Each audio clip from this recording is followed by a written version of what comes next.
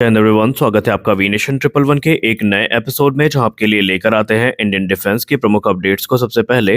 तो चैनल को सब्सक्राइब करना मत भूलिएगा। आज के अपने अपडेट की शुरुआत करने वाले हैं भारतीय वायुसेना प्रमुख के एक वक्तव्य के बारे में, जो कि उन्होंने पब्लिक और प्राइवेट सेक्टर के साथ मिलकर काम करने को लेकर दिया है। और उन्होंने क्यों ऐसा कहा कि अब प्राइवेट असेंबली लाइन्स भी खुलनी चाहिए एयरक्राफ्ट की, उनके इस कथन का क्या मतलब है, क्या यहाँ पर कुछ बड़ी प्लानिंग चल रही है, इसको लेकर के भी हम बात करेंगे। तो चलिए शुरू करते हैं आज का अपना ये एपिसोड। दोस्तों, इसमें कोई संदेह नहीं है कि भारतीय वायुसेना इस समय काफी विकट परिस्थिति का सामना कर रही है।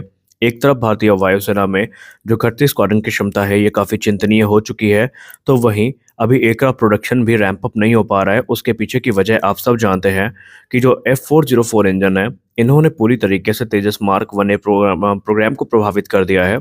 और पहले जनरल इलेक्ट्रिक ने कहा था कि वो सितंबर में इंजन डिलीवर करेंगे, लेकिन कल द प्रिंट की रिपोर्ट सामने आती है जहां पर एक नया क्लैरिफिकेशन सामने आता है, जहां पर जनरल इलेक्ट्रिक ये कहती है कि वो फिलहाल नवंबर के पहले इंजन डिलीवर नहीं कर पाएंगे। नवंबर में वो 2 इंजन डिलीवर करेंगे, उसके बाद प्रत्येक माह वो 2 इंजन डिलीवर करने का प्रयास करेंगे। तो यहाँ पर हम ये कह सकते हैं कि जनरल इलेक्ट्रिक एक बार फिर से अपनी जो टाइमलाइन है उसको पूरा करने में फेल रहा है। लेकिन इसका सीधा प्रभाव हमें तेजस प्रोग्राम में देखने को मिल रहा है। एक तरफ जहां पहला तेजस मार्क 1A बन के तैयार है डिलीवरी के लिए, तो 2 अतिरिक्त तेजस मार्क 1A भी बन चुके हैं। हालांकि वो ग्रेड बी इंजन के साथ में है, उनमें रिजर्व इंजन का इस्तेमाल किया गया है, जिसको लेकर के HAL ने कहा है कि आने वाले भविष्य में जब नए इंजन आएंगे तो हम उनको रिप्लेस कर देंगे। अब जनरल इलेक्ट्रिक जो वादा कर रहा है वो तो काफ़ी एग्रेसिव है। उनका कहना है कि आने वाले 1 से 1.5 साल में जो प्रोडक्शन है वो सामान्य हम करने का प्रयास करेंगे और तकरीबन 16 इंजन प्रति वर्ष तक हम डिलीवर कर पाएंगे। हालांकि ये आश्वासन प्रैक्टिकली कितना पॉसिबल है ये हम सब जानते हैं, क्योंकि जनरल इलेक्ट्रिक फिलहाल अभी सप्लाई चेन इश्यूज को रिजॉल्व नहीं कर पाया है। और एक्सपर्ट्स ये मानते हैं कि जो रॉ मटेरियल्स और सुपर अलॉयज इस्तेमाल किए जाते हैं पार्ट्स की मैन्युफैक्चरिंग में, उनकी डिलीवरी ही बाधित हुई है, क्योंकि चाइना और रशिया पर सैंक्शन लगा है। और एक रिपोर्ट के हिसाब से जो रशिया है ये रॉ मटेरियल और प्रोसेस्ड एलॉय को सप्लाई करता है, जो कि काफ़ी ज़्यादा महत्वपूर्ण होते हैं एरोस्पेस मैन्युफैक्चरिंग में। अब क्योंकि उनकी डिलीवरी बाधित हुई है, इसलिए सिर्फ जनरल इलेक्ट्रिक ही नहीं बल्कि जो ग्लोबल एविएशन जाइंट है जो कि एयरक्राफ्ट्स का निर्माण करते हैं, उनके पार्ट्स का निर्माण करते हैं, उनकी भी प्रोडक्शन कैपेसिटी काफ़ी ज़्यादा प्रभावित हुई है। और जो यूरोपियन कंपनीज हैं उन्होंने चेतावनी भी दे दी है कि अगर अतिशीघ्र सैंक्शन ना हटाए गए और जो कंपोनेंट्स हैं, जो रॉ मटेरियल्स हैं, इनकी सप्लाई शुरू ना हुई तो और विकट परिस्थिति उत्पन्न हो सकती है। अब आप सिर्फ जनरल इलेक्ट्रिक को नहीं बल्कि किसी भी कंपनी को देखेंगे तो उनका जो प्रोडक्शन रेट है वो बुरी तरीके से प्रभावित हुआ है। खैर, वो एक अलग टॉपिक है। अब बात करते हैं भारतीय वायुसेना प्रमुख ने क्या कहा है।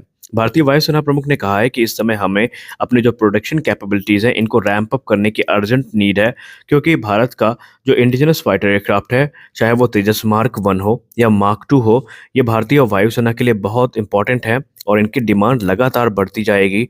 और ऐसे में इन डिमांड को पूरा करने के लिए हमें अपनी असेंबली लाइन्स को एक्सपैंड करना चाहिए। और इसमें पब्लिक और प्राइवेट सेक्टर का जो ग्रेट कोलैबोरेशन है ये हमें देखने को मिलेगा शायद। और उन्होंने कहा कि हालांकि ये डिसीजन HAL के ऊपर है कि वो कोलैबोरेट करेंगे या नहीं, लेकिन आपको बता दें कि अभी भी बहुत सारे लोगों को ये लग रहा होगा कि जो प्राइवेट सेक्टर है वो इसमें इन्वॉल्व नहीं है तेजस प्रोग्राम में। दरअसल ऐसा बिल्कुल भी नहीं है। बहुत सारी प्राइवेट सेक्टर कंपनियां हैं जो कि ऑलरेडी तेजस प्रोग्राम में एक्टिव पार्टिसिपेशन को सुनिश्चित कर रही हैं। और इसमें कुछ प्रमुख नामों की बात करें तो उसमें है डायनामेटिक टेक्नोलॉजीज जो कि तेजस का फ्रंट फ्यूजलाज बनाती है। उसके बाद वेम टेक्नोलॉजीज का नाम सामने आता है जो कि सेंट्रल पार्ट का निर्माण करती है। उसके बाद जो अल्फा टकोल है बैंगलोर की, ये रियर फ्यूजलाज का निर्माण करती है तेजस के। इसके अलावा जो लार्सन टुब्रो है कोयम्बटूर में, वो इनके विंग्स का निर्माण करती है। टेल फिन और जो रडर है ये NAL और टाटा एडवांस मटेरियल्स के द्वारा बनाए जाते हैं। और जो तेजस का फाइनल इंटीग्रेशन है ये HAL के द्वारा किया जाता है। तो यहाँ पर ये चीज़ स्पष्ट है कि प्राइवेट सेक्टर कंपनियां ऑलरेडी अपना जो पार्टिसिपेशन है उसको सुनिश्चित कर रही हैं और वो भरसक प्रयास कर रही हैं कि नीड को पूरा किया जाए। लेकिन यहाँ पर सवाल उठता है कि अगर हमें प्रोडक्शन कैपेसिटी वाकई बढ़ानी है तो सिर्फ HAL के आगे आने से कुछ नहीं होगा। यहाँ पर जो प्राइवेट कंपनियां हैं उनको भी अपना जो प्रोडक्शन स्केल है वो बढ़ाना पड़ेगा। अब ये एक दिन में होने वाला स्टेप नहीं है, लेकिन इसमें अगर सही कदम उठाए गए तो आने वाले कुछ वर्षों में इसके जो सकारात्मक परिणाम है वो हमें देखने को मिलेंगे। क्योंकि भारतीय वायुसेना तो पहले से भी ये कह रही है कि जो हमें प्रोडक्शन लाइन है वो डाइवर्सिफाई करनी पड़ेगी। और पब्लिक और प्राइवेट पार्टनरशिप जो है, जॉइंट वेंचर्स जो है, ये हमारे लिए बहुत बेनिफिशियल होंगे, क्योंकि अलग अलग प्रोडक्शन लाइन ना सिर्फ तेजस के प्रोडक्शन रेट को बढ़ाएंगी बल्कि भारतीय वायुसेना की जो रिक्वायरमेंट है इन्हें कम से कम समय में पूरा किया जा सकेगा। इंडियन एयरफोर्स जो कि ऑलरेडी 83 तेजस मार्क 1A जेट्स का ऑर्डर 2021 में दे चुकी है और एडिशनल 97 जेट्स का ऑर्डर दिया जाना है। इसके अलावा 200 प्रोजेक्टेड तेजस मार्क 2 के जो ऑर्डर्स हैं, ये भी बहुत जल्द दिए जा सकते हैं जैसे ही तेजस मार्क 2 का रोल आउट होता है, उसके टेस्ट कंप्लीट होते हैं। और जो एनुअल प्रोडक्शन रेट यहाँ पर एम किया जा रहा है वो 24 जेट प्रति वर्ष का है। हालांकि ये चीज़ प्रैक्टिकली पॉसिबल है, लेकिन यहाँ पर दो केस है। अगर आप इस एनुअल प्रोडक्शन रेट को तेजस मार्क 1 के का संदर्भ में देखते हैं तो ये टोटली डिपेंड करेगा कि जनरल इलेक्ट्रिक से हमें कितने इंजन मिलते हैं, क्योंकि जनरल इलेक्ट्रिक यदि 16 से 20 इंजन प्रति वर्ष के अपनी कमिटमेंट को पूरा करता है तो हमारे पास जी हाँ बेशक ये कैपेसिटी है, क्योंकि आप सब जानते हैं कि बैंगलोर की जो प्रोडक्शन लाइन है वहाँ से 16 तेजस मार्क 1A जेट्स हैं, इनका निर्माण किया जा सकता है। क्रमशः 8-8 जो जेट हैं वो अलग अलग प्रोडक्शन लाइन से आएंगे। इसके बाद नासिक में जो सुखोई की प्रोडक्शन लाइन है उसको भी तेजस के लिए ऑप्टिमाइज किया जा चुका है और वहाँ से भी जो 8 एयरक्राफ्ट है ये हमें देखने को मिल सकते हैं।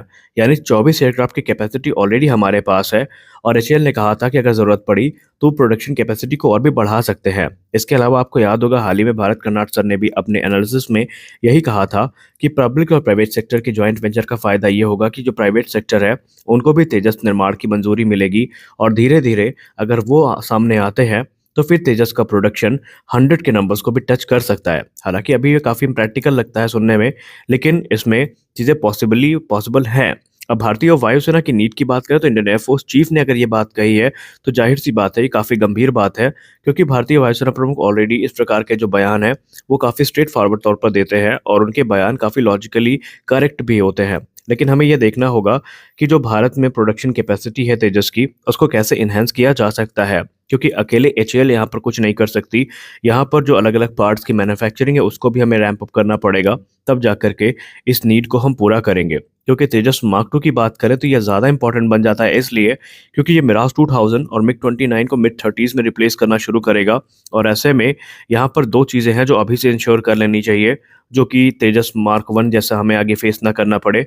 वो होगा इंजन डील, क्योंकि इंजन डील ही इस चीज़ को सुनिश्चित करेगी कि हम कितने इंजन प्रति वर्ष बना पाते हैं और कितने इंजन प्रति वर्ष बन पाते हैं वो इस चीज़ को सुनिश्चित करेगा कि हम कितने एयरक्राफ्ट बना सकते हैं। क्योंकि अगर हम F404 की बात करें तो हम लोग शुरुआत पे ही मान के चले थे कि 20 इंजन तो मिल ही जाएँगे और ऐसे में 20 एयरक्राफ्ट प्रति वर्ष की दर तक हम प्रोडक्शन बढ़ा लेंगे। लेकिन अब आप देख पा रहे हैं कि प्रोग्राम बुरी तरीके से प्रभावित है, तो ये चीज़ें तेजस मार्क 2 प्रोग्राम में देखने को ना मिले, इसके लिए जो सख्त कदम है वो अभी उठाए जाने चाहिए। और यदि यहाँ पर 12 से ज़्यादा इंजन प्रति वर्ष बनाए जाते हैं, तब भी एक अच्छे नंबर होंगे। हालाँकि क्लेम तो किया जा रहा है कि 24 इंजन प्रति वर्ष तक की दर तक हमें देखने को मिल सकते हैं, तो ये भी काफ़ी इंपॉर्टेंट चीज़ें हैं। तो ये चीज़ तो हमें बाद में ही पता चलेगी कि प्रोडक्शन कितना बढ़ता है। खैर वायुसेना प्रमुख ने बात सही कही है, पब्लिक और प्राइवेट सेक्टर को साथ में मिल कर के यहाँ पर कुछ करना पड़ेगा, तभी इंडियन एयरफोर्स की जो नीड है, ये सही समय पर पूरी होगी। तो आज के इस वीडियो में बस इतना ही, मिलते हैं अगले वीडियो में कुछ और अपडेट्स के साथ, तब तक के लिए जय हिंद।